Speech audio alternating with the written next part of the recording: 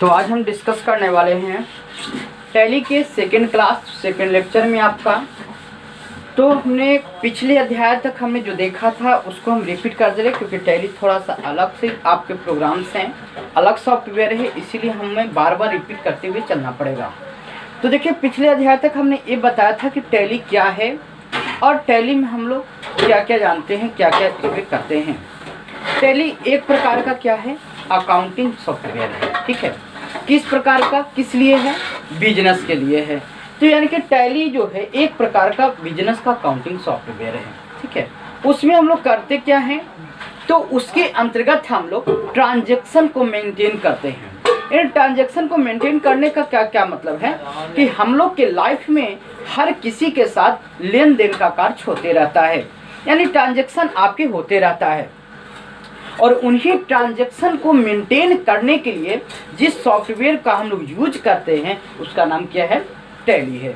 ऐसा तो हमने बताया था कि टैली के साथ साथ मार्केट में और भी बहुत सारे सॉफ्टवेयर हैं, लेकिन जो सबसे इजी और सबसे अच्छे जो बेस्ट सॉफ्टवेयर है वो आपके क्या है, टैली है। मार्केट में जो अकाउंटिंग का सॉफ्टवेयर है टैली है।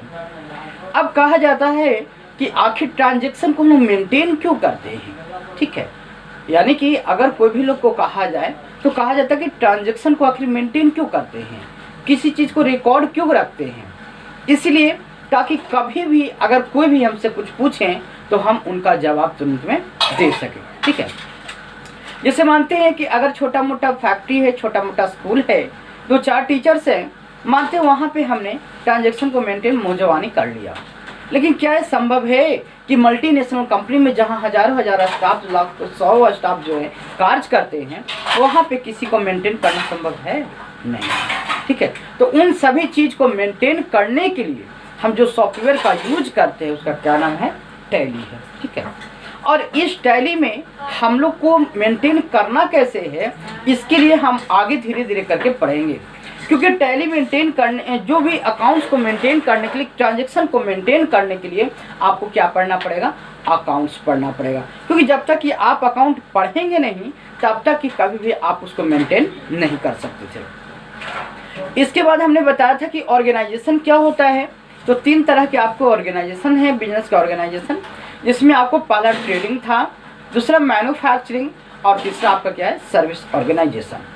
ट्रेडिंग ऑर्गेनाइजेशन किसे कहते हैं, कोई ऐसा संगठन जो सामान या वस्तु या माल को खरीदता हो और उसे बेचता हो, यानी कि खरीदना और बेचना उसका धंधा हो, ये उसका ट्रेडिंग ऑर्गेनाइजेशन हो गया। मैन्युफैक्चरिंग का मतलब क्या हुआ कि वो कच्चे माल को खरीदता हो और उसे पक्के में परिवर्तित करके उसके बाद फिर बेचे, वो आपके मैन्युफैक्चरिंग होता है। जहाँ पे फैक्ट्री वगैरह में जो काम होते हैं वो सारे मैन्युफैक्चरिंग का होते हैं। इसके बाद एक सर्विस ऑर्गेनाइजेशन था। सर्विस में क्या था कि सर्विस को खरीदना और सर्विस का बेचना, आपको सर्विस ऑर्गेनाइजेशन हुआ।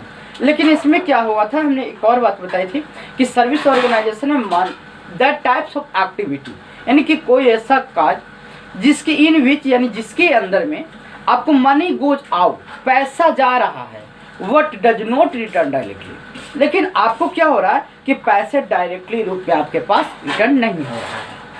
ये आपको कौन सा ऑर्गेनाइजेशन हुआ, सर्विस ऑर्गेनाइजेशन। अब जैसे बात करते हैं सर्विस ऑर्गेनाइजेशन को, हम एग्जाम्पल लेके चलते हैं।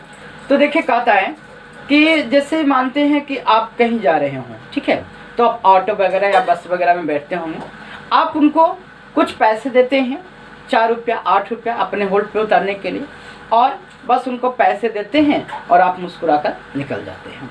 क्या आपको वहाँ पर कुछ रिटर्न मिला? नहीं। इसके बाद मानते हैं कि आप सिनेमा घर में जाते होंगे, कहीं खेल कूद करने जाते होंगे, घूमने जाते होंगे, आप उनको पैसा दिए, 2-3 घंटा के बाद हंसते खुलते आप निकल गए। क्या आपको हाथ में कुछ मिला? नहीं। अगर आप पढ़ने आ रहे हैं तो आप एक कॉपी और कलम लेके मेरे पास आ रहे हैं, वही कॉपी और कलम लेकर के आप चले जा रहे हैं और आप हमें पैसे ला के दे रहे हैं। क्या हमने आपको हाथों में सीधे कुछ दिया? नहीं दिया। तो ये सारे ऑर्गेनाइजेशन का किस प्रकार का, सर्विस ऑर्गेनाइजेशन, जिसमें पैसे जा तो रहे हैं पर सीधे हाथों में नहीं आ रहा है। लेकिन कभी कभी ऐसे भी ऑर्गेनाइजेशन होते हैं जहाँ पे शॉर्ट टर्म के लिए में आते हैं। जैसे मानते हैं कि अब आप पानी के बोतल खरीदे, आपने पैसे दिए और आपको कुछ देर के लिए आपको पानी का बोतल मिल गया, आप पानी पिए। आप गए होटल में, किसी होटल में खाना खाए, पैसे दिए, चल दिए, ठीक है, तो एक आपको कुछ शॉर्ट रूप में मिल भी जाता है। तो ये सारे ऑर्गेनाइजेशन आपको कौन से हो गए? सर्विस में। मैन्युफैक्चरिंग में क्या बताया था हमने कि पहले कच्चे माल को हम लोग खरीदते हैं, उससे पक्के में परिवर्तित करते हैं। जैसे मानते हैं कि अब आपको समोसे बनाने हैं, तो उसके लिए मैदे चाहिए, मैदा है, बादाम है, नमक है, मसाला है, आलू है, रिफाइन है ना, इत्यादि चीज़ों के मिलाते हैं। जब कच्चा माल इकट्ठा करते हैं और इसे बना करके जब आप छान के निकालते हैं समोसा, वो आपको कौन सा गुड्स हो गया? फिनिश्ड गुड्स हो गया, ठीक है। और उसके बाद आप बेच रहे हैं, ये आपको मैन्युफैक्चरिंग हो गया। आप कंप्यूटर बना रहे हैं तो कंप्यूटर के लिए सारे पार्ट्स को खरीदने होंगे। जैसे अब रैम है, रोम है, हार्ड डिस्क वगैरह है, प्रोसेसर है, उसके बॉडी है, स्क्रीन है, ठीक है। सारे चीज़ जब आप खरीदते हैं तो एक क्या बनता है? कंप्लीट आपका फिनिश गुड बनता है। उसके बाद आपको मार्केट में बेचा जाता है। तो ये सारे चीज़ को ऑर्गेनाइजेशन जो था हमने पढ़ा था, 3 तरह के ऑर्गेनाइजेशन हम लोग के टैली के अंतर्गत हम पढ़ते हैं। और हमारा जो यहाँ पे लेक्चर थोड़ा सा अलग से शॉर्ट में होगा, जो कि बुक से बिल्कुल शॉर्ट को किया गया है। इस तरह का मिल पाना बहुत अति नहीं है, ठीक है। बहुत जल्दी में आपको मिल नहीं पाएगा, बहुत जल्दी का मिल ही नहीं पाएगा, ठीक है, जब तक कि आप इससे पढ़ नहीं पाएंगे। अगर आप जितने अच्छे से पढ़ लेते हैं, किसी बातों को समझते हैं, आप अपने नोट्स को खुद से तैयार कर सकते हैं। तो आइए हम आगे की ओर देखते हैं। और एक चीज़ और हमने कल बताया था कि गुड्स को भूलना नहीं है। यानी गुड्स क्या होता है? गुड्स का मतलब माल या वस्तु जिसे हम कहते हैं दुकानदार या व्यापारी के लिए। अब यहाँ पे गुड्स, एक गुड GWD गुड माने अच्छा होता है, यदि उसमें एस लग गया वो आपको वस्तु हो गया। तो गुड्स किसे कहते हैं? तो जिसके लिए कोई सामान को खरीदने और बेचने का जो धंधा होता है वो आपका क्या होता है? गुड्स कहलाता है। और जो अपने के लिए बना के रखें वो आपको क्या होता है? अपने यूज करने के लिए खरीदे, वो क्या होता है? मेरा एसेट्स होता है। अब हम आगे चलते हैं कि हमने बताया था कि टैली में ट्रांजैक्शन को मेंटेन करने के लिए हमें क्या पढ़ना होगा? अकाउंट्स पढ़ना होगा। तो आज चलिए उन्हीं अकाउंट्स की ओर हम चलते हैं, ठीक है। तो कहता है कि अकाउंट, तो an account is a book in which, account is a book in which all transaction are recorded by some rules, ठीक है। Concept, standard and assumption. Assumption का मीनिंग नहीं दिख रहा होगा, बोल दे रहे हैं ASSUMPTION, एजम्पशन। यानी कि कहता है कि अकाउंट्स का मतलब क्या हम लोग कहते हैं? एक खाता, यानी कि एक किताब होता है। यानी अकाउंट्स क्या है? एक बुक है, एक किताब है। इन विच, यानी कि जिसके अंदर या जिसके अंतर्गत ऑल ट्रांजैक्शन आर रिकॉर्डेड, यानी कि हम जिसके अंदर सारे लेन देन के जो होते हैं, जो सारे ट्रांजैक्शंस होते हैं, उनको रिकॉर्ड करते हैं। और उन ट्रांजैक्शनों को रिकॉर्ड करने के लिए इसके कुछ रूल्स होते हैं, ठीक है। इसके कुछ अलग कॉन्सेप्ट होते हैं, इनके कुछ स्टैंडर्ड एंड एजम्पशंस होते हैं। एजम्पशंस का मतलब क्या हम कह सकते हैं कि इसकी अवधारणाएं, ठीक है। एजम्पशंस का मतलब कह सकते हैं अवधारणाएं। यानी कि टैली के अंतर्गत, यानी कि जो अकाउंट्स होता है, अकाउंट्स में आपको पहले से निर्धारित होता कुछ अवधारणाएं होती है कि आपको इस तरह से रहेगा तो रहेगा, कोई पूछने वाला नहीं होता है, ठीक है। अब एक एग्जाम्पल के तौर पर अगर हम दें तो जैसे आप देखते होंगे कि हिंदू रिवाजों में क्या होता है कि अगर किसी के डेथ करने के बाद 10वां में क्या होते हैं कि लोग बाल बनवाते हैं। पिताजी बनवाए, बाबा बनवाए, परबाबा बनवाए, साथ में हम भी बनवाए। क्या कभी कोई पूछता है क्यों बनवाते हैं? कुछ नहीं, वो परंपरा के अनुसार वो बनवा रहे, हम भी बनवा रहे, हमारे अगले पीढ़ी आने वाले हमारे बच्चे होंगे वो भी बनवाएंगे, है ना। लेकिन इसकी जल्दी कोई प्रश्न नहीं उठाता है। उसी तरह से यहाँ पर भी आपको कुछ रूल्स होते हैं। और ये सारे अगर मॉडर्न युग में लोग आ जाएंगे तो हो सकता है इसको चेंज कर दें, लेकिन अभी परंपरा के अनुसार जो लोग करते आ रहे हैं वो करते आ रहे हैं, कोई नहीं पूछता क्यों अधिक करते हैं। उसी प्रकार से अकाउंट्स के अंदर भी 2 बातें को लिखी होती है कि जो डेबिट होता है, यानी कि याद रखिएगा, जो डेबिट होता है वो लेफ्ट साइड में ही होगा और क्रेडिट जो होता है वो आपके राइट साइड में ही होगा। तो ये इसकी अवधारणाएं बनी हुई है, कोई नहीं पूछता है कि आखिर क्यों बायां में ही है। ठीक है, तो ये सारे अकाउंट्स के अंदर भी कुछ रूल्स होते हैं, कुछ कॉन्सेप्ट होते हैं। इसके बाद हम ये कह सकते हैं कि रोड पर आपको बाएं चलना है, हमेशा अपने साइड के किस तरफ चलना है, बाएं चलना है। ये कहीं लिखा हुआ मिलेगा? नहीं मिलेगा।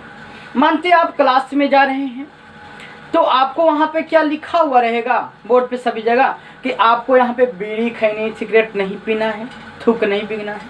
ये सारी बातों को आपको समझना भी पड़ेगा। ठीक है, तो याद रखिएगा इसके भी कुछ रूल्स होते हैं और उन ट्रांजैक्शंस को हम लोग इसी रूल्स के हिसाब से क्या करते हैं, मेंटेन करते हैं।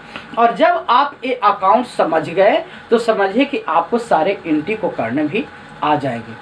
और इन अकाउंट्स में सबसे इम्पोर्टेंट जो लोगों को वांस करती है वो होता है debit and credit. Debit and credit ही ऐसा चीज है जो आपको लगभग 50 या 70% जो है लोग इसी में अटकते हैं। यानी कि 70% लगभग क्या होते हैं कि डेबिट और क्रेडिट में ही लोग दिक्कत होता है लोगों को। लेकिन यहाँ पर 2, 3, 4 नियमों के द्वारा जो है हम कोशिश करेंगे बताने की कि ताकि आपको फिर भी किसी तरह का भी कोई दिक्कत ना हो। इसके बाद हम देखते हैं कि हम अकाउंट्स को मेंटेन करने के लिए हमने टैली में सॉफ्टवेयर को ट्रांजैक्शनों को मेंटेन करने के लिए हमने ये देखा। अब यहाँ पर हम कहते हैं कि अकाउंट्स क्या होता है, तो किसका किसका अकाउंट बनेगा, किसका किसका खाता बनेगा। तो देखिए हर चीज का ही खाता बनेगा। जैसे मानते हैं कि आप एक फैन खरीद कर लाए, तो फैन खरीद कर लाए तो फैन का अकाउंट, तो क्यों हम लोग फैन का अकाउंट बनाते हैं। सैलरी है, सैलरी का हम लोग क्यों अकाउंट बनाते हैं। ठीक है, रेंट है, चैरिटी है, हम लोग क्यों आखिर अकाउंट बनाते हैं, क्यों हर चीज़ के खाता बनाते हैं। ठीक है, तो खाता इसलिए बनाया जाता है ताकि हम किसी चीज़ को मेंटेन कर सकें। अब मेंटेन यदि हम नहीं करेंगे तो हमको कैसे पता चलेगा कि हमने कब खरीदा था, कब हमने इसे डेट को ख़त्म होने वाला है, कब गारंटी ख़त्म होने वाला है। क्योंकि कभी कभी क्या होता है कि आपके कोई चीज़ को यूज करने के बाद आपको वैल्यू भी घटती है। यानी कि लैंड से एक ऐसा चीज़ है जो खुला ज़मीन है उसकी वैल्यूएशन हमेशा बढ़ती है, लेकिन बाकी सारे चीज़ होते हैं उनकी वैल्यूएशन क्या होती है, घटती है। जैसे मानते हैं आप एक फैन लिए, तो एक को ज़रूरी नहीं कि आपने तो सोचा कि चलो एक फैन है हम इसको क्या करें, छोड़ो नहीं बनाएंगे। लेकिन मानते हैं कि मल्टीनेशनल अगर कंपनी की बात करें तो वहाँ तो हज़ारों हज़ार की संख्या में फैन लगे होंगे। मानते 1000 नहीं होगा, 500 होगा, मतलब 150 होगा, 150 तो ज़रूर फैन होंगे अगर बड़ा बड़ा कंपनी होगा तो क्या वहाँ पे हर चीज़ को याद करना संभव है, हर चीज़ को ये याद रख पाना संभव है कि किस डेट में क्या हुआ था, और क्या उतने ही पेमेंट सभी चीज़ को मिल जाएंगे जितने में आपने खरीदे थे। नहीं, क्योंकि मानते हैं अगर कितने भी सेफ्टी से आप कोई चीज़ क्यों न रखें उसका कुछ न कुछ रेट मार्केट में उसका वैल्यूएशन जो है गिरता है। कभी कभी कुछ लोग ये बोलते हैं कि कुछ ब्रांड आने से भी गिर जाता है, तो सही है कि ब्रांड आने से आपके रेट गिरते हैं, लेकिन मेन जो आपका वैल्यूएशन घटता है कब, जब आपको हम ये कहें वो यूज होता है तब। ठीक है, क्योंकि आप अगर मार्केट से जैसे ही अगर न्यू चीज़ आप ले लेते हैं तो कभी भी आप उसको उतना क्या होता है, पैसा कभी भी नहीं मिलेगा। मानते हैं कि अभी रियल मोबाइल है 8000 में, 10000 में, 15000 में आ रहे हैं, आप उसको खरीद लिए और क्या आप 2 दिन 4 दिन या 1 महीना बाद बेचेंगे तो क्या वो 15000 का मोबाइल का रेट 15000 मिलेगा, कभी भी है संभव नहीं। तो इन सारी चीज़ों को हम लोग क्या करते हैं, तो मल्टीनेशनल में उतने सारे पंखे आते हैं तो उन सभी को, पंखा है, बल्ब है, सबको रिकॉर्ड कर पाना है संभव दिमाग में, क्योंकि हम लोग के पास ये मेमोरी है, लेकिन ये इतनी मेमोरी नहीं है कि हर चीज़ों को याद कर सके। लोग 2 दिन 4 दिन 5 दिन पहले का तो क्या खाया, क्या पिया, कहाँ गया था, ये तो याद नहीं रहता। तो बाकी जो चीज़ है इतनी सारी चीज़ों को एक और मेंटेन कैसे रखें। फिर देखिए आपको किसी सैलरी देनी होती है स्टाफ लोग को, तो लोग कहते हैं कि चलो भाई क्या मेंटेन करेंगे, इसको महीना लगेगा दे दिए, तो उसको महीना लगेगा दे दिए। तो ये मानते हैं कि 2-4 आदमी है तो आपने दे दिया, लेकिन अगर जो बहुत बड़े बड़े कंपनी में जहाँ 100 स्टाफ खट रहे हैं, क्या वहाँ पे ये संभव है किसी को सैलरी को रिकॉर्ड करना, मान में रिकॉर्ड करना कि कितना दिन आया, कितना दिन आए हैं इस मंथ में, कितने दिन का पैसे देने हैं, क्या सामान लिए हैं, क्या है, नहीं है। तो ये सारे चीज़ों को मेंटेन करने के लिए हम लोग क्या करते हैं, उन सभी चीज़ का अकाउंट्स बनाते हैं, मानते हैं। उसके साथ अब ये देखते हैं कि आप किसी दुकान पे जाते हैं, आपका उधार लेने का सामान है, आप जाएंगे दुकान पे, बोलेंगे भैया हमारा नाम है और आप ऐसा कीजिए कि मेरा हिसाब बताइए, है ना। तो आपके अकाउंट्स को खोलेंगे आपके नाम से और ये क्या करेंगे, आपको बताएंगे कि हाँ सर आपने ये चीज़ लिया था, इतने रुपये आपका हुआ, ठीक है। मानते हैं आप धनिया लिए, मिर्चा लिए, आप आलू लिए, कंप्यूटर लिए, लैपटॉप लिए, जो लिए होंगे आप वहाँ जाएंगे, आपको खाता चलता है तो आपको निकाल करके दे देंगे। इतना नहीं, आप ऐसा सोचिए कि आजकल लोगों के पास बैंक अकाउंट है, तो बैंक अकाउंट हो तो प्रत्येक व्यक्ति क्या करता है कि उन बैंक अकाउंट को सारे को पैसे के लेन देन करते हैं। अगर आप कभी भी जाएंगे पूछेंगे तो आपको क्या करेगा, बैंक वाला सारे ट्रांजेक्शन को रिकॉर्ड करके रखता है, सारी चीज़ आपको बता देगा कि सर आपने कब पैसे लिए हैं, कब आपने जमा किए हैं, कब क्या करना है। यहाँ तक कि यदि आप चाहें तो उस बैंक अकाउंट को ये आदेश भी दे सकते हैं कि मेरा अगले हर साल जो है EMI का पेमेंट कर दीजिएगा, हर साल LIC का पॉलिसी होता है उसका मेरा पेमेंट कर दीजिएगा। बाकायदा इसके लिए आपको क्या करना हो, लिखित देना होगा बैंक को कि हाँ एक कार्य को आप करवा दीजिएगा, तो आपको सारे चीज़ को करवा देगा। तो सोचिए ये सारे चीज़ को मेंटेन करना ही क्या कहलाता है, आपको अकाउंट्स कहलाता है। लेकिन अकाउंट्स को मेंटेन कैसे करते हैं वो हम आगे देखते हैं, और उनसे पहले हम ये देखते हैं कि अकाउंट्स के कुछ नेचर्स होते हैं। जिस तरह से बिजनेस के हमने 3 पर्पस बताए थे, ट्रेडिंग, मैन्युफैक्चरिंग और सर्विस, उसी प्रकार से हम अकाउंट्स के 4 नेचर को आपको दिखाते हैं जो इस प्रकार से हैं। आपको यहाँ पे अकाउंट्स का जो पहला नेचर है, और हाँ एक चीज़ और, आप जितने ज़्यादा से ज़्यादा वीडियो को जो है आप शेयर करते रहें, लाइक करते रहें, ठीक है, क्योंकि उसी से हम लोग का जो है मनोबल आपको बढ़ते रहेगा, और लाइव क्लास के लिए भी हम कोशिश कर सकते हैं, और या नहीं तो फिर आपको इसी तरह से आपको क्लास लेक्चर हम देते चले जाएंगे। लेकिन जितने ज़्यादा आप लोग के लाइक्स आते रहेंगे हमारा मनोबल उतना ही आगे जाएगा। और आपको सीरियल वाइज एकदम स्टार्टिंग से आपको सारे चीज़ को हम बताएंगे, और कभी भी आपको ऐसा नहीं होगा कि आप थोड़े बहुत काम के लिए या मार्केट में जाएंगे तो कभी भी आपको कार्य करने में दिक्कत होगी, ठीक है। बशर्ते कि आप एक एक चीज़ हम जो बोल रहे हैं उसको ध्यान से समझिएगा, और जो जो लिखा हुआ है लिख लीजिएगा। नोट्स तो आप अलग अलग तौर पे बना सकते हैं, लेकिन समझने का जो तरीका है वो चीज़ मेन होता है, ठीक है, क्योंकि नोट्स तो आप जैसे मन है वैसे बना सकते हैं। तो चलिए हम अकाउंट्स के नेचर को जानते हैं। अकाउंट्स के कुल कितने नेचर होते हैं, 4 नेचर हैं। कौन कौन? पहला होता है आपका एक्सपेंसेस।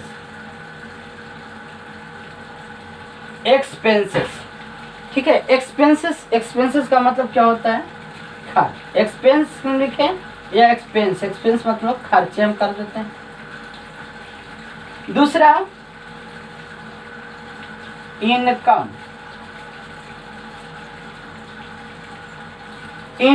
इनकम का मतलब क्या होता है, आय या आमदनी जो भी कहें।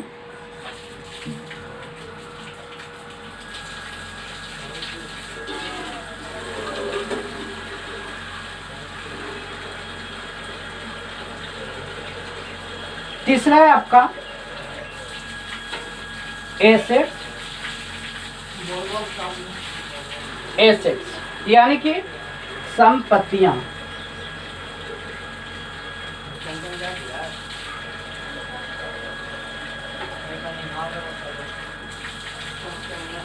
चौथा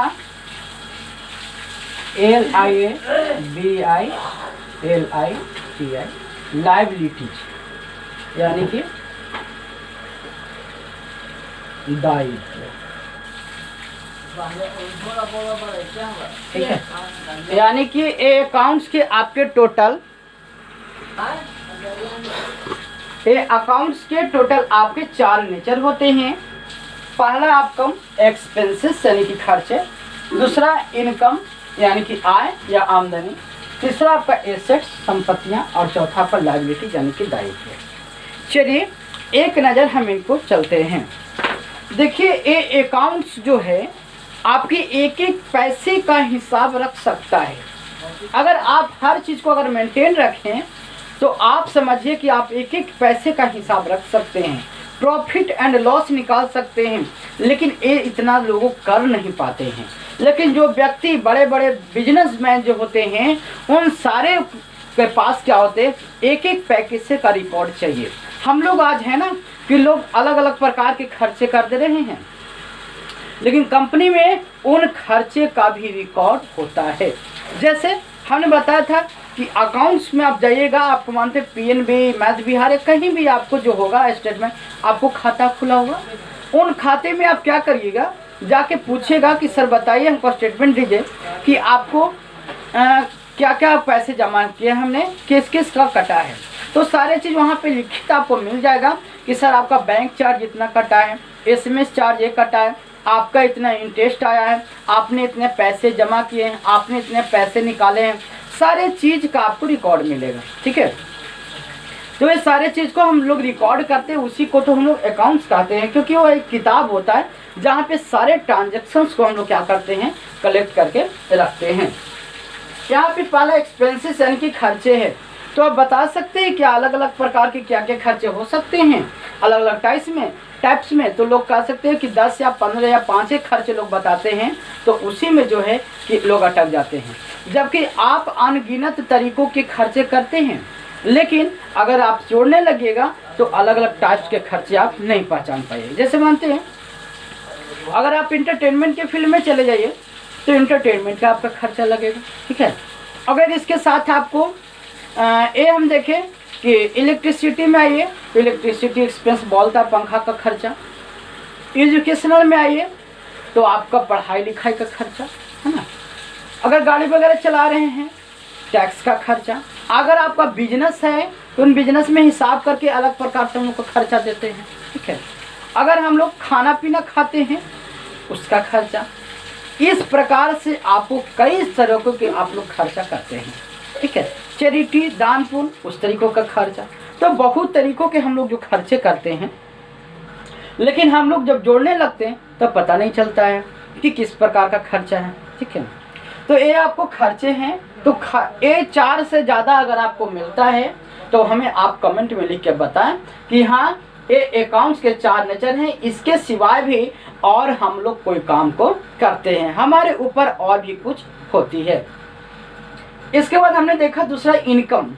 इनकम का मतलब होता है आय यानी कि आमदनी। ठीक है, आमदनी करने का मतलब कि चाहे पैसा हमारे पास कहीं से भी आए, किसी भी तरीकों से यदि आए तो वो हमारा क्या कहलाएगा, इनकम। और यदि किसी भी रूप में हमारे पास से पैसे जा रहे हैं तो वो आपके क्या होते हैं, एक्सपेंसेस यानी कि खर्चे। ध्यान से समझिएगा इस बात को। एक्सपेंसेस कहने का मतलब है कि चाहे आप किसी भी तरीकों से आपके पास से पैसे जा रहे हों तो वो आपके एक्सपेंस होते हैं। ठीक है, लेकिन कभी कभी ऐसे एक्सपेंसेस होते हैं जो आपके लॉन्ग टाइम प्रॉफिट देते हैं। जैसे आपको देख सकते हैं कि मानते हैं कि ये आपको एक्सपेंस, जैसे आप LIC वगैरह का पॉलिसी वगैरह करवाए हुए हैं, सहारा वगैरह का जमा किए हुए हैं, तो आप मानते हैं कि आप उसको पैसे को आप जमा कर रहे हैं, लेकिन आप ऐसा कर सकते हैं, लेकिन आपको कुछ समय बाद 2 साल 4 साल 5 साल बाद आपको क्या होते हैं, इनकम्स के रूप में वापस आ जाती है। तो खर्चे ऐसे खर्चे जो बिल्कुल आपके पास से जा रहा हो तो आपके खर्चे, और आपके पास किसी भी रूप में आ रहा हो, चाहे इंटरेस्ट का पैसा आ रहा हो, आप ब्याज पे लगा दिए हो उसका पैसा आ रहा हो, कहीं पे गिरा हुआ मिल जाए, किसी से उधारी बकाया मिल जाए, किसी भी तरीकों का जो भी आपके पास पैसा आ रहा हो वो आपकी इनकम, और जा रहा हो तो एक्सपेंस। इसके बाद अगर एक्सपेंस का हमने उदाहरण बताया, ये आपके इनकम्स हो सकते हैं। अब रेंट रिसीव आप कर रहे हैं, सैलरी रिसीव कर रहे हैं। ठीक है, सारे चीज़, क्योंकि हमने बताया था कि सैलरी का अकाउंट, क्योंकि इस ट्रांजेक्शन्स को रिकॉर्ड करने के लिए हर चीज़ का हमको अकाउंट बनाना पड़ेगा, खाता बनाना पड़ेगा। क्योंकि अगर खाता नहीं बनाएंगे तो हम कैसे किसी चीज़ को निकाल पाएंगे कि हमने किसको कितने सैलरी दिए, किस काम से पास कहाँ से क्या पैसा हमारे पास आया। ठीक है, तीसरा आपको अकाउंट्स का नेचर कहता है एसेट्स। एसेट्स का मतलब जो संपत्तियां, यानी जो संपत्ति होती है वो किसके अंतर्गत आती है? एसेट्स के अंतर्गत। अब जैसे देखिए, आपको एसेट्स हमने गुड्स के समय भी बताया था कि जो चीज़ हम यूज करने के लिए सारे चीज़ खरीद रहे हैं, जिसका कुछ ना कुछ वैल्यूएशन है, वो हमारा क्या होता है? एसेट्स होता है। जैसे मेरे पास मोबाइल है, मेरा एसेट्स है। कीबोर्ड है, एसेट्स है। बोर्ड है, एसेट्स है। हमारे घर में चेयर है, कुर्सी, जो चीज़ है सारा एसेट्स है। क्यों?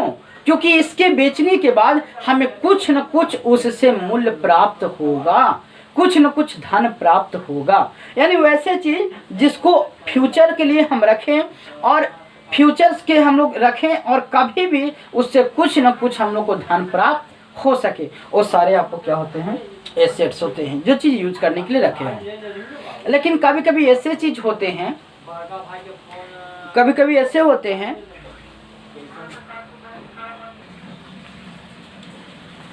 यानी कि आपके जो कंप्यूटर्स हैं, बिल्डिंग हैं, मशीनरी हैं, ये सारे चीज़ आपको क्या होते हैं?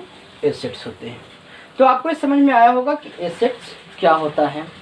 और गुड्स में आपको फर्क हमने बताया था कि गुड्स भी एसेट्स होता है, लेकिन किन के लिए गुड्स कहलाया और किन के लिए आपको एसेट्स होता है। तो एसेट संपत्ति आप समझ गए होंगे कि जो भी चीज़ जिससे आगे चल के हमें कुछ न कुछ आपको धन प्राप्त हो, धन इकट्ठा हो, वो सारे आपके एसेट्स होते हैं।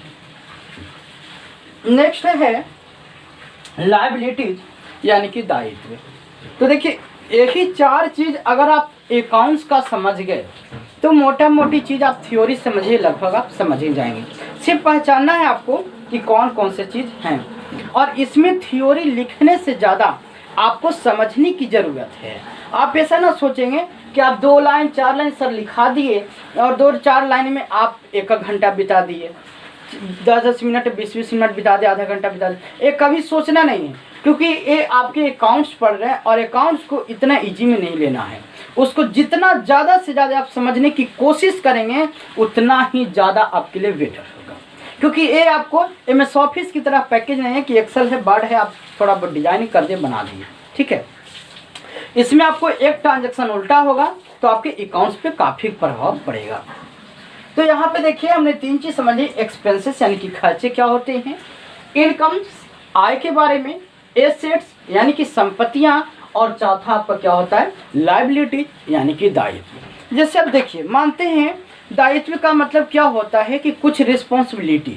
रिस्पॉन्सिबिलिटी का मतलब क्या हुआ कि जैसे अभी आपके पास कोई ड्यूज नहीं है, समझिए कि हमारे माथे पर कोई ड्यूज नहीं है, हमने कहीं से कुछ नहीं खरीदा। अटेंडम क्या हुआ कि कुछ बिकने चला आया, या हमको मन टीवी खरीदने का किया, लैपटॉप खरीदने का किया, थोड़ा जान पहचान है, हम बोले कि सर ऐसा कीजिए ना, 1 लैपटॉप तो नहीं हमको दे दीजिए, 2 लैपटॉप तो नहीं दे दीजिए, कम रहा है, ठीक है। तो देखिए, अभी तक हमारे पास कोई ड्यूज नहीं था, लेकिन हमारे ऊपर देखिए एक लायबिलिटीज आ गया, ठीक है। लायबिलिटीज क्या आ गया? दायित्व क्या आ गया कि हमें उन्हें पे करने हैं। अभी तो मानते हैं कि अगर हमने 25,000 का लैपटॉप खरीदा, 2 लैपटॉप 50,000 के हुए, तो अभी तक जो हमारे पास कोई ड्यूज नहीं था, कोई लायबिलिटीज नहीं था, और जैसे ही हम एसेट्स को लिए वैसे ही लायबिलिटीज हमारा आ गया, ठीक है। यानी कि एसेट जब जब आपको आएगा, आपको लायबिलिटीज वगैरह भी उस पर बढ़ते हैं। तो ये सारे, और लैंड याद रखिएगा, लैंड एक ऐसा एसेट से है जिसका आपको हमेशा क्या होता है? मूलधन बढ़ते जाता है, घटता नहीं है। जबकि बाकी सारे चीज एसेट जो होते हैं उसका कुछ ना कुछ इकोनॉमिकल जो वैल्यूएशन होते हैं वो वैल्यू आपको घटते हैं, ठीक है। यो यूज करने से आपको कुछ ना कुछ वैल्यू आपका घटता है। तो ये देखिए, लायबिलिटी यानी कि दायित्व याद रखिएगा। और अब हम इन सभी चीज़ को एक ही कर पढ़ेंगे और ये समझने की कोशिश करेंगे कि इसका मतलब क्या होता है, एक्सपेंसेस में क्या होते हैं, कौन कौन तरह के एक्सपेंसेस हैं, खर्चे हैं, उन सारी चीज़ों को हम डिस्कस करेंगे। तो इतनी बातें आपको समझ में आ गया होगा कि एक्सपेंसेस, इनकम, एसेट्स और लायबिलिटीज ये अकाउंट्स के क्या हैं? नेचर हैं। ये अकाउंट्स के ही स्वभाव हैं जिसके ऊपर सारे चीज़ को हम लोग को पहचानना होता है। दायित्व ठीक है, समझ गया। इसी तरह से अब अगर दायित्व को और समझे, मानते हैं कि अब रेंट, हम रेंटर के यहाँ रह रहे हैं, महीना लग गया, रेंट का पैसा देना है, हमारे ऊपर लायबिलिटीज आ गया है, ठीक है। हम शुद्ध पर कैसे पैसे लिए हुए हैं, तो समझिए कि उसके लिए हमको लायबिलिटीज आ गया है। तो ये सारे जो दायित्व होते हैं, जो आउटस्टैंडिंग होता है, ठीक है, जो उधार होता है, वो हमारा लायबिलिटीज आ जाता है। और ये लायबिलिटीज चाहे एसेट से हो या कोई और चीज़ से हो, जब जब आपके पास उधारी होगा, जब जब आपको किसी को पैसे पे करने हैं, वो आपके पास लायबिलिटी यहाँ पे आया हुआ है, ठीक है। तो चलिए अब हम आगे चलते हैं। नेचर ऑफ जो अकाउंट्स के जो नेचर्स हैं, उन एक एक नेचर को हम स्टेप बाय स्टेप आगे की ओर देखते हैं। स्क्रीनशॉट करके लिख लीजिएगा।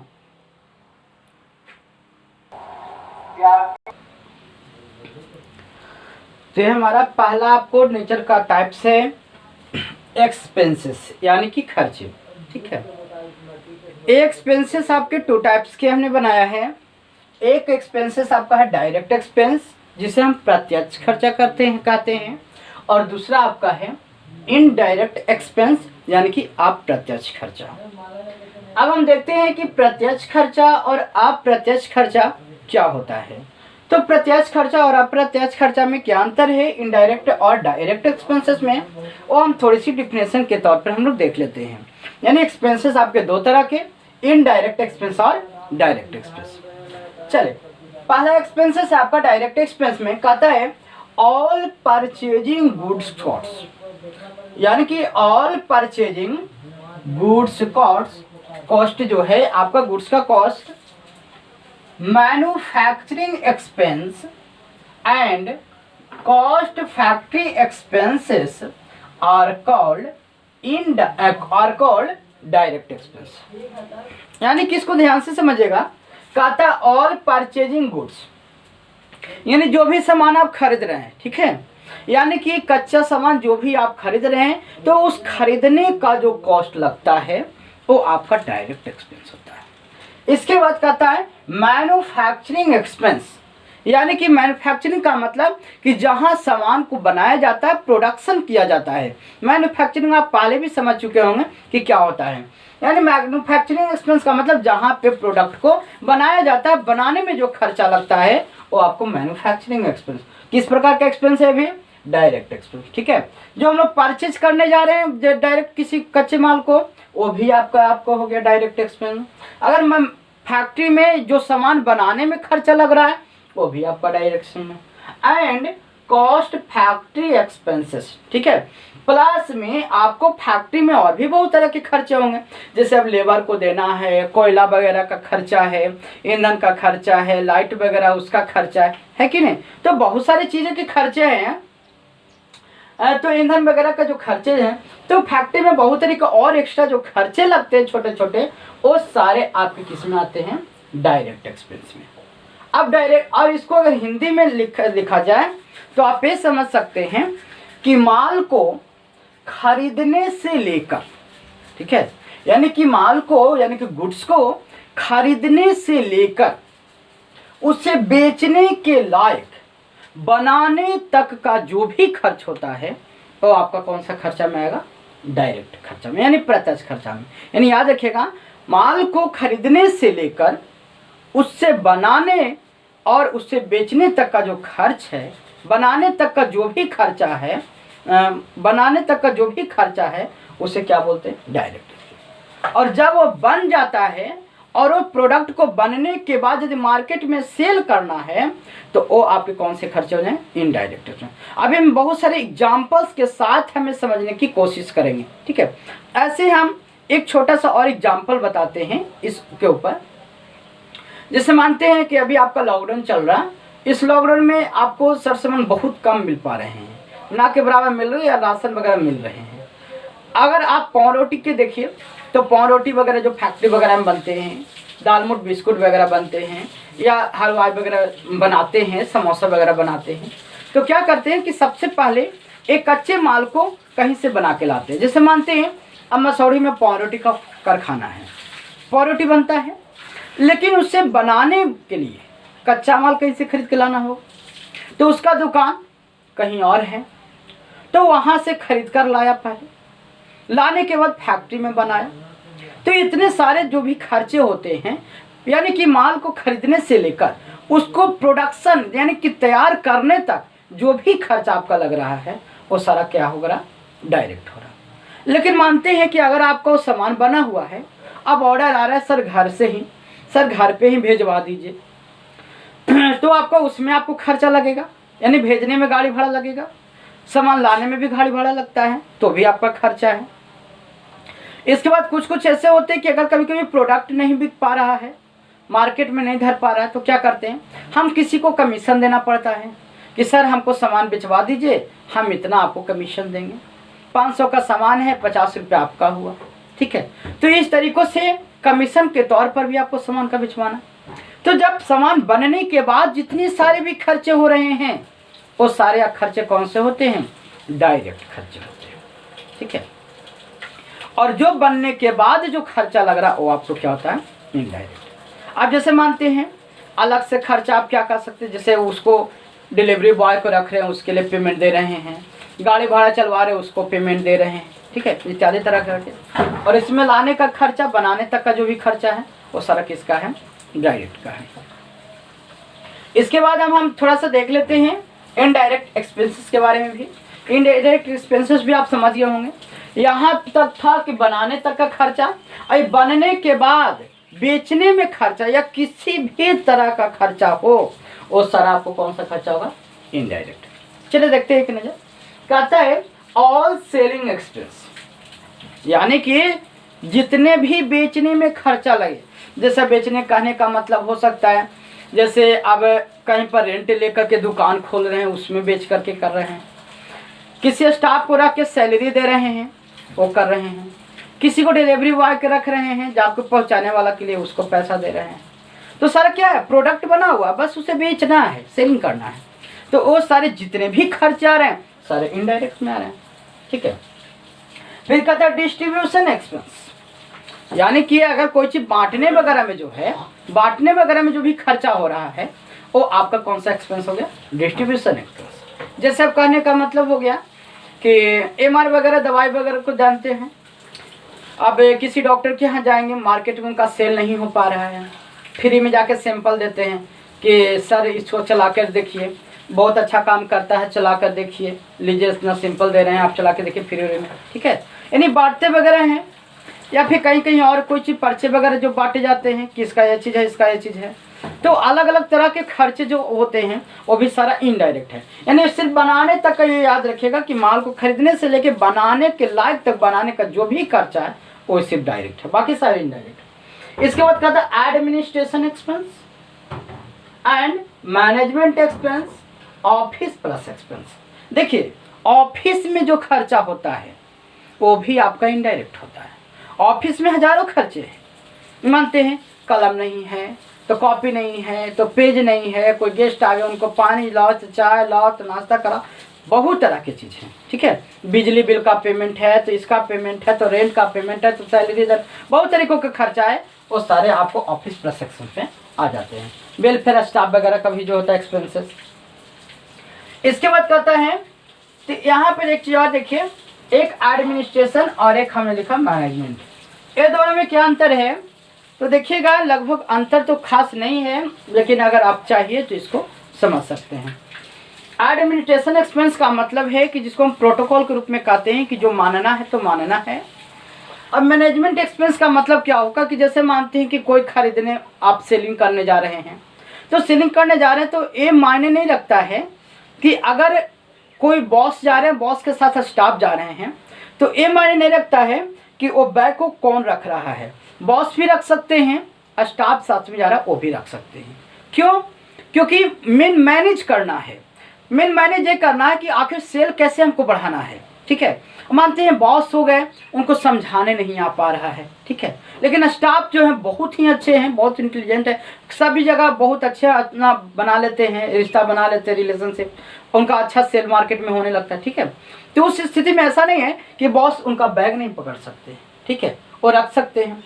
लेकिन एडमिनिस्ट्रेशन एक्सपेंस में क्या है कि जैसे मानते हैं कि अभी स्थिति ऐसा है, अब जैसे प्रधानमंत्री साहब हैं, मुख्यमंत्री साहब हैं, कहीं आप जा रहे हैं किसी दौरे में, घूमने उमने जा रहे हैं, तो क्या होता है कि जैसे ही अपने स्टेशन से कहीं या फिर एयरपोर्ट पे जैसे ही उतरते हैं, उनके तुरंत बैग उधरने के लिए तुरंत आपको कोई ना कोई आदमी मिल जाता है, कोई ना कोई ऑफिसर मिल जाता है कि लाइए सर हम पकड़ लें, लाइए सर हम पकड़ लें। ठीक है, यहाँ मैनेजमेंट में ऐसा कुछ नहीं। मैनेजमेंट में ये देखना कि कैसे उसको ग्रोथ बस करवाया जा रहा है, और यहाँ पे उसको मानना है तो मानना है। ठीक है, कि नहीं लाइए सर हम कर लें। इसके बाद ये देखते हैं कि अगर यहाँ पे आपको एग्ज़ाम है, एग्ज़ाम वगैरह को देखते हैं कि हाँ आपको मानते हैं अभी हाल फिलहाल का एग्ज़ाम था, इंटर का, मैट्रिक का, जो भी है, कि हाँ 22 तारीख से एग्ज़ाम होने हैं तो होने हैं, 5 फरवरी से एग्ज़ाम होने हैं तो होने हैं, इतने डेट में एग्ज़ाम होने हैं तो होने हैं।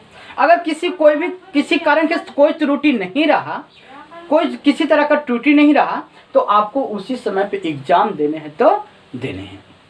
तो ये सारे चीज़ एडमिनिस्ट्रेशन और मैनेजमेंट में अंतर है आपका। और इन सारे एडमिनिस्ट्रेशन में भी जो भी खर्चे हैं सारा आपका इनडायरेक्ट है। तो आपको ये इनडायरेक्ट और डायरेक्ट एक्सपेंस समझ में आ गया होगा, यानी कि ये आपको बनाने तक जो भी प्रोडक्शन तक का खर्चा है डायरेक्ट, और बनने के बाद जो भी खर्चा जिस तरह का भी लगे वो सारा क्या है, इनडायरेक्ट। अब लोग प्रोग्राम देखिए करवाते हैं, ठीक है, यहाँ वहाँ स्टेज शो प्रोग्राम रखवाते हैं, डांस वगैरह करवाते हैं, सारा क्या है, इनडायरेक्ट एक्सपेंस है। अगर दान पुण्य करते हैं, चैरिटी वगैरह देते हैं, वो सारा कौन सा एक्सपेंसेस है आपका, वो भी आपका इनडायरेक्ट एक्सपेंसेस है। क्यों? ठीक है, तो ऐसा नहीं कि उसमें आपको प्रोडक्शन हो रहा, कुछ बन रहा है। तो ये सारी चीज़ें थे आपके इनडायरेक्ट और डायरेक्ट एक्सपेंसेस में। आप इसे स्क्रीनशॉट कर लीजिए, लिखते जाइएगा, ऐसा ना हो कि बार बार बोलना पड़े। और जितने ज़्यादा लोगों को बताइए, क्योंकि जितने ज़्यादा लोग इससे जुड़ेंगे इस चैनल से, उतना ज़्यादा मनोबल आपका बढ़ता जाएगा और बेहतर आपको ज्ञान यहाँ पे देते जाएंगे। ठीक है, सारे चीज़ जितने भी हैं आपको lecture by lecture, point by point आपको सारे चीज़ समझ में आएंगे। बस शर्त कि आपको जो पार्ट है मिसिंग ना करें, ये आपको ध्यान में रखना है। तो चलिए यहाँ पे इसको लिख लीजिए आप। इसके बाद हम इन दोनों का कुछ एग्जाम्पल्स और हैं, वो हम एग्जाम्पल्स की ओर चलते हैं।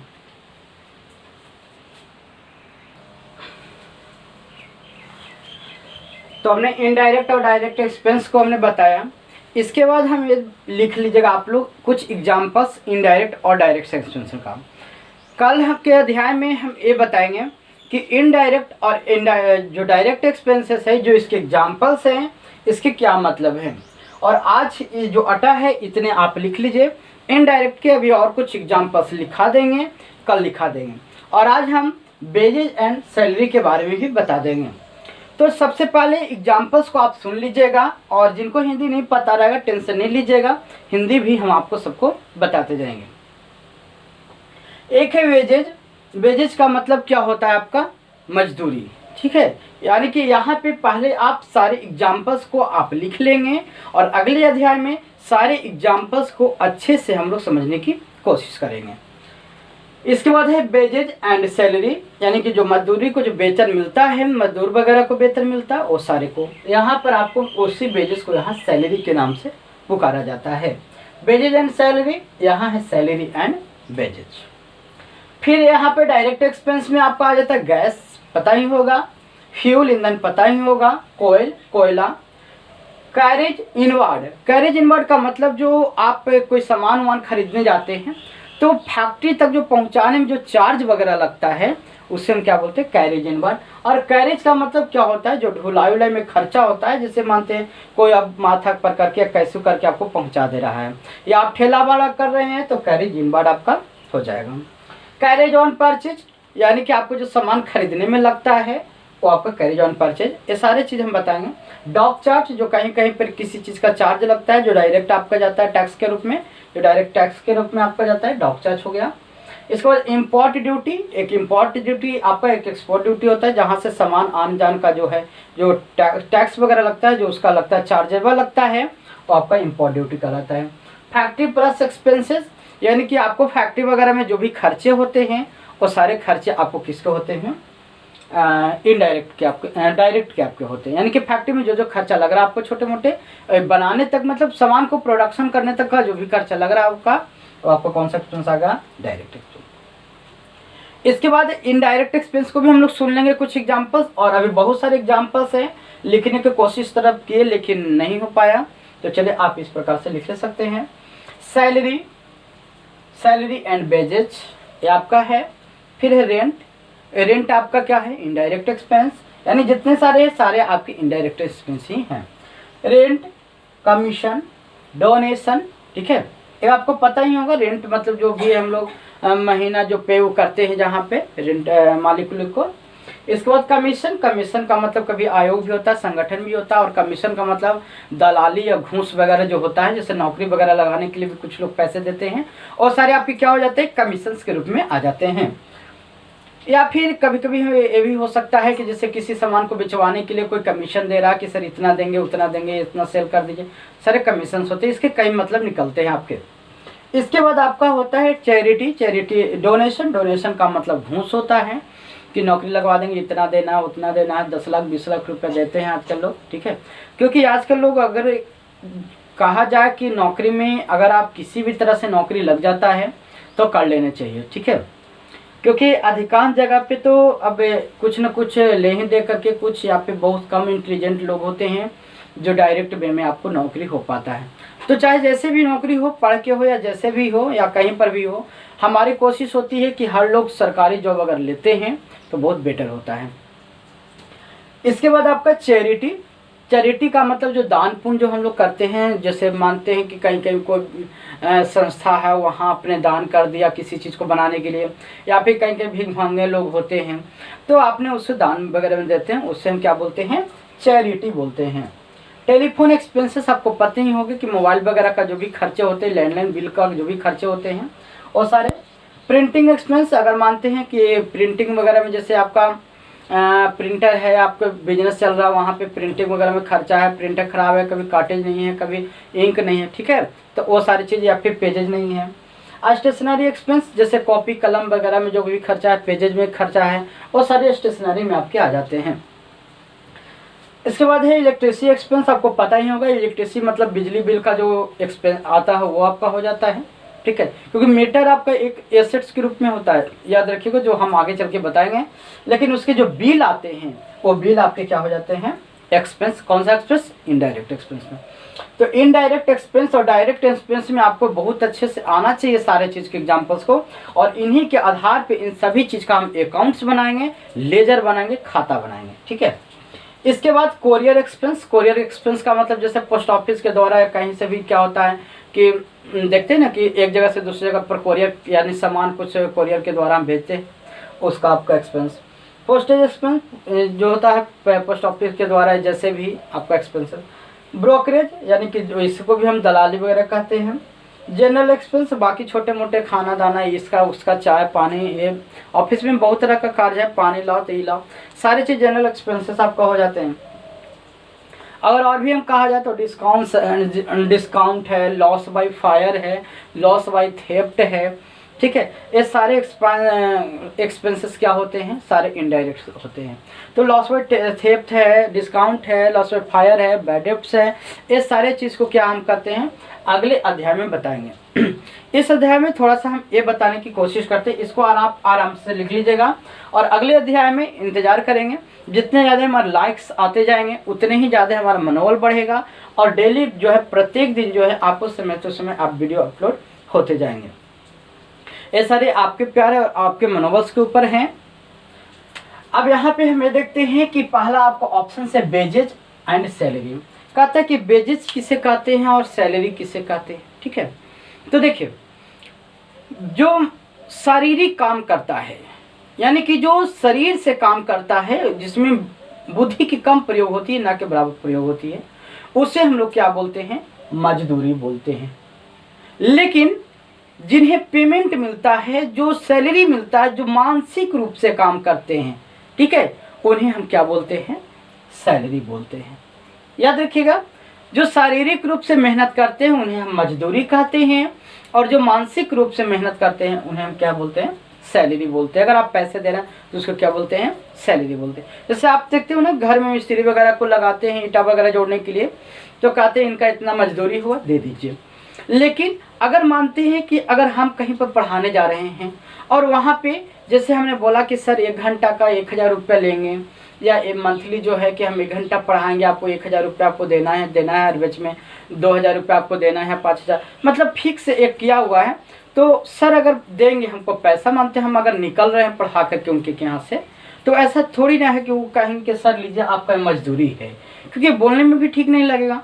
क्यों? क्योंकि वो मानसिक रूप से पढ़ाया हुआ है। ठीक है, तो सर खुद बोलेंगे सर लीजिए ये आपका सैलरी है या वेतन है आपका। ठीक है, ये हम कह सकते हैं। तो ये थे मजदूरी और सैलरी में।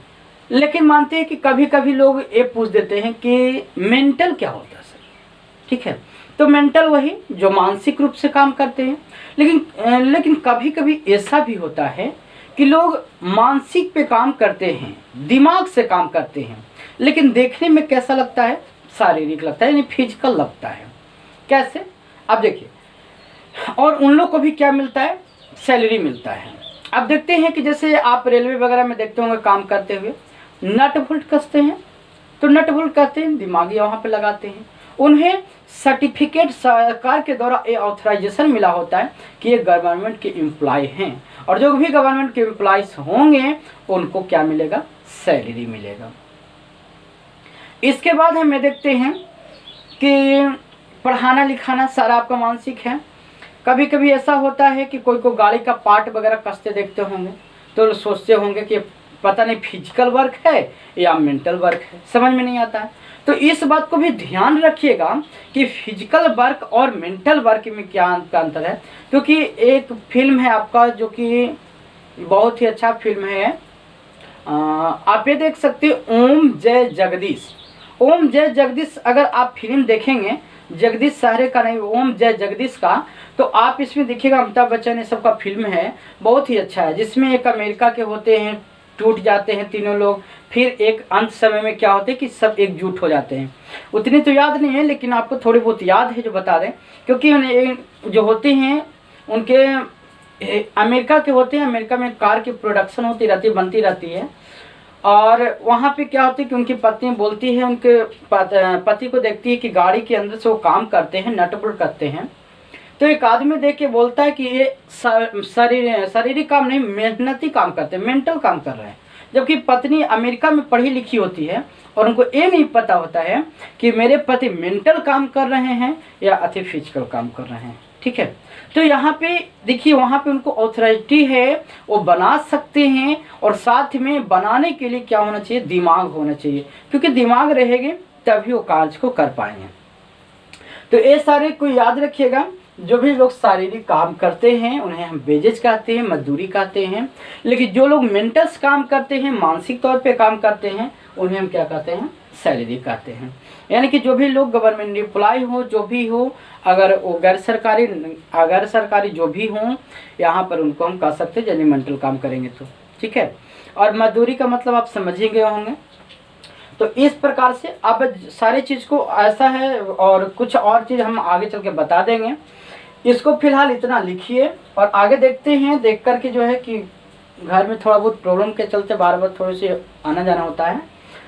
देखते हैं इतने के बाद, इतना फिलहाल आप स्क्रीनशॉट लिखिए आगे, और हम चलेंगे, या फिर अगले अध्याय में अगर समय मिलता है तो हम अगले अध्याय में आपके लाइक्स का इंतज़ार करेंगे, कमेंट्स का इंतज़ार करेंगे। ठीक है, चलिए इसको आप स्क्रीनशॉट करके लिख लीजिए, बाकी और एग्जाम्पल्स अभी हम बताएंगे। तो एक कुछ और एग्जाम्पल्स थे आपके इनडायरेक्ट एक्सपेंस के। ETC आपको इतने सारे एग्जाम्पल्स आप अगर याद कर लेते हैं तो बहुत ही बेहतर होता है इनडायरेक्ट एक्सपेंस का। बाकी इसके सिवाय और भी एग्जाम्पल्स होंगे तो हम लोग आगे चल के देखेंगे। तो इसको एक बार हम फिर से पढ़ दे रहे हैं, और यहाँ पर कुछ एग्जाम्पल्स का जो है दो इसमें भी डिस्कस कर देंगे, और अगले अध्याय में हम सभी का एक एक करके सारी चीज़ को हम बताएंगे। ठीक है, यहाँ पे देखिए आपका लिखा हुआ था, वहाँ तक आपका पोस्टेज वगैरह लिखा हुआ था, ऑफिस एक्सपेंस, जनरल एक्सपेंस लिखा हुआ था। देखिए office expense, loss by fire यानी आग से जो भी संपत्ति जल जाए, लॉस बाय थेफ्ट चोरी से होना, फ्री सैंपल, डेप्रिसिएशन, डिस्काउंट। ठीक है, ये सारी चीज आपके कौन से एक्सपेंस में आते हैं? इनडायरेक्ट एक्सपेंस में आते हैं। डिस्काउंट, बैड डेब्ट्स, आज हम डिस्काउंट और बैड डेब्ट्स को बताएंगे, जो कि बहुत ही अच्छा है। ये टैली का टॉपिक पढ़ना बहुत ही, अकाउंट पढ़ना बहुत ही इंटरेस्टिंग लगेगा यदि आप मन से पढ़ते हैं तो। ठीक है, और मार्केट में बहुत जल्दी ये जॉब के पर्पज से आपको दिलाएगा भी, क्योंकि सबसे कंप्यूटर कैसे तो हर कोर्स एक जॉब ओरिएंटेड कोर्स है, जिसमें से टैली अगर सीखा जाए तो बहुत ही जल्दी मार्केट में काम करने को मिल जाता है खोजने से।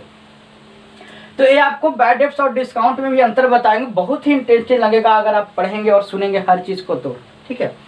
तो ये आपका फिर है repair, travelling expense, TRAVELLING travelling expense, transport expense, ठीक है।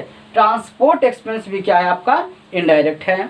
इसके बाद है बैड डेब्ट्स। आज हम बैड डेब्ट्स और डिस्काउंट में आपको अंतर समझाएंगे और अगले बार में भी जब हम बताएंगे तो उसमें साथ में लेके चलेंगे।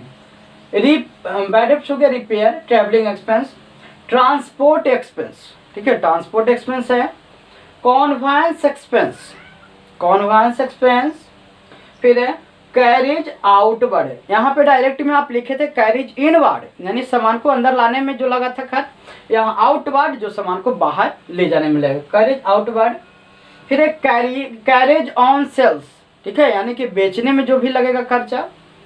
बोनस, अगर किसी को सैलरी, किसी स्टाफ को या कोई किसी चीज़ का जो है किसी को बोनस देना है तो उसमें जो खर्च होगा। स्टाफ वेलफेयर, ठीक है, staff welfare expense,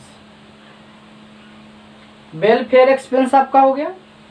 office plus ETC expenses जो भी होते हैं आपके, ये सारे कौन से एक्सपेंस में आते हैं, सारे आपके इनडायरेक्ट एक्सपेंस में आते हैं। तो चलिए यहाँ पर हम ये बता रहे थे, इसको स्क्रीनशॉट आप ले लीजिए या लिख लीजिए, क्योंकि इतना स्लोली है मिल रहा है आपको। आप इतना तो बोलते बोलते भी लिख सकते हैं, लेकिन बोलते समय नहीं लिखिएगा, क्योंकि पहले समझ लीजिएगा हर चीज़ को, फिर आराम से लिख लीजिएगा। तो चलिए, जिस तरह से वेजेज और सैलरी का हमने बताया था, थोड़ा सा हम बैड डेब्ट्स और डिस्काउंट को समझ लेते हैं। बहुत ही अच्छा लगेगा सुन करके आपको और समझ करके थोड़ी देर के लिए। तो चलिए हम इसको मिटाते हैं और आपको बैड डेब्ट्स और डिस्काउंट में अंतर बताते हैं। और इसी के साथ ये टॉपिक आज का समाप्त होगा और अगले लाइक्स के ऊपर हमारा ये इंतजार रहेगा, ठीक है। ऐसे भी जो भी कमज़ोर बच्चे या फिर जो कमेंट्स में लिखेंगे उनके लिए तो ये सुविधा है ही, क्योंकि ऐसा नहीं कि लाइक्स मिले ना मिले, इसके लिए हमें कोई मतलब नहीं है। हमें बस ये चाहिए कि हम कमेंट्स में जिनको इच्छुक है कि हाँ सर हमें पढ़ना है, कम से कम उन लोग को ये बताना होगा कि हाँ सर क्लास को रेगुलर रखिए, कैसा कंटेंट है इस तरह से रखिए, ये कम से कम उनको बताना होगा, ठीक है। ऐसा नहीं कि लाइक्स ये तो सिर्फ हम इसलिए कहते हैं ताकि मनोबल बढ़े और सभी लोग के लिए जो है कि हम अच्छे से अच्छे जो है कंटेंट को यहाँ पे ऐड कर सकें। तो चलिए हम लॉस बाय फायर नहीं, बैड डेब्ट्स और डिस्काउंट में आपको थोड़ी सी अंतर बताते हैं। डिस्काउंट एंड बैड डेब्ट्स, ठीक है। चलिए इसकी कहानी थोड़ी सी समझ लेते हैं और इस कहानी के साथ जो है हम यहाँ पे सेकेंड अध्याय, सेकेंड लेक्चर जो क्लास है आपका टैली का, ये आपका समाप्त होगा और तीसरे क्लास के लिए हम कल से आपको तीसरे क्लास की अपडेट करेंगे। और जितने भी हम एग्जाम्पल्स लिखवाएं ये आप याद रखिएगा और सारे एग्जाम्पल्स को हम अगले अध्याय में सारे एग्जाम्पल्स को हिंदी के साथ भी जो है आपका बस कमेंट्स आना चाहिए, हिंदी के साथ हम सारी चीज़ों को समझाएंगे। और वीडियो को फुल देखिएगा, क्योंकि कब कौन सा कंटेंट या वर्ड ऐड हो जाते हैं ये पता नहीं चलता, क्योंकि लिखा हुआ तो रहता है वो सही चीज़ है, लेकिन समझाते समय कौन सा वर्ड यूज हो जाता है ये थोड़ा अलग हो जाता है। तो देखिए डिस्काउंट एंड बैड डेब्ट्स में क्या अंतर है। डिस्काउंट का मतलब क्या होता है, छूट, और बैड डेब्ट्स का मतलब हो गया जो पैसा डूब गया। मानते चलते हैं कि हमने किसी स्टूडेंट को, किसी व्यक्ति, दो व्यक्तियों को पैसे ड्यूज दिए, ठीक है। मानते हैं 500 रुपया हमने ड्यूज दिया, मांगे थे इमरजेंसी में कि सर बहुत ज़रूरी दे दीजिए, ठीक है। तो मानते हैं कि हम, अगर ऐसा तो नाम किसी का लेना नहीं चाहिए, लेकिन हम एग्जाम्पल्स के तौर पर ले लेते हैं ताकि किसी को ऐसा ना लगे, संजोगवश अगर नाम मैच कर जाए तो अलग चीज़ है, लेकिन हम किसी को बोल नहीं रहे, ठीक है, बस ये समझाने की कोशिश कर रहे हैं। मानते हैं एक है नीतीश और एक है आपके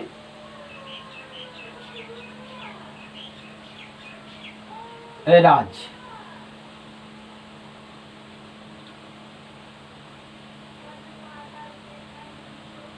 नीतीश कुमार, राजू कुमार या जो भी हैं, ठीक है। अगर मानते हैं कि इन दोनों को हम कितने रुपए दिए, 500 रुपये दिए, 500 रुपये दिए। दोनों बोले कि सर एक महीना के अंदर हम पेमेंट लौटा देंगे। लेकिन हुआ क्या कि कुछ दिन बीत गए, पैसा नहीं देने लगे। तो हम इनको बोले कि क्या जी आप ऐसे कीजिएगा, हमने आपको इमरजेंसी में आपको पैसे दे दिए और आप अब टुगल चल रहे हैं अच्छी स्थिति में। तो क्या हुआ कि नीतीश जी बोले कि नहीं नहीं सर ऐसा नहीं है, जो थोड़ा सा प्रॉब्लम था घर पे तो समय लेट हो गया, लेकिन इतना तो नहीं है सर, 500 तो नहीं है, लेकिन 450 रुपया हम आपको दे रहे हैं। 450, सोचिए हमने 500 को कैश दिया, वो 450 रुपया दे रहे हैं। लेकिन साथ में बोल रहे हैं कि सर हमसे अब नहीं बन पाएगा, कैसे हूँ मैनेज कीजिए, ठीक है। या फिर फी वगैरह में 500 होता था, 450 ही दिए, ठीक है। बोले सर मैनेज कीजिएगा, अब हमसे नहीं बन पाएगा, जिसे हम कहते हैं विथ एक्सेप्टेड, यानी कि डिस्काउंट जो होता है आपका विथ एक्सेप्टेड, ठीक है, विथ एक्सेप्टेड। चलो भाई स्थिति लाचार है, अभी बोल ही रहे हैं, तो आपसे सहमति के अनुसार क्या हुआ, हमने इनको माफ कर दिया। चलो ठीक है कोई बात नहीं, जाइए। लेकिन जो राजू थे या जो भी हैं, राम है श्याम है, इनसे जब हम पैसे मांगने गए तो खुदरा खुदरी गिनते हुए ला रहे हैं, और ये भी हमको कितना दे रहे हैं, 450। हम बोले का जी ऐसे क्या कर रहे हैं, हम तो आपको 500 दिए थे। तो बोले कि क्या सर हमको नहीं जानते हैं। बोले क्या नहीं जानते हैं, तो हमको एक स्टाइल है क्या, हम जिसको से 500 लेते हैं उसको हम 450 देते हैं। हम कह आए ये कौन चीज़ है भाई, तो यहाँ पे जिसको से 500 लेते हैं 450 देते हैं, ये कोई तरीका तो नहीं है। तो सोचिए कि इनके बात में और इनके बात में आपको क्या अंतर लगा। ये बेचारे सहमति से बोले कि सर अब उम्मीद नहीं रखिएगा क्योंकि हो नहीं पा रहा है, तो चले माफ़ करें। लेकिन जो अगर कहे ऐंठ के बोले तो क्या करेगा, उलझने का मन करेगा, है ना, तो उस समय तो भिड़ जाइएगा। लेकिन खैर बिजनेसमैन आदमी होते हैं, लड़ना चाहते नहीं हैं, तो इन्होंने 450 दिया ऐंठ करके। कभी दोबारा तो खैर नहीं देगा आदमी, लेकिन बोला कि अच्छा ठीक है। तो देखिए यहाँ पर एक क्या हुआ, विदाउट एक्सेप्टेड, विदाउट एक्सेप्टेड, ठीक है। यानी कि जिसे हमने एक्सेप्ट किया, स्वीकार किया सहमति से, आपसे सहमति से, वो आपको डिस्काउंट कहला विथ एक्सेप्टेड, ठीक है। ये भी खर्चा है लेकिन विथ एक्सेप्टेड।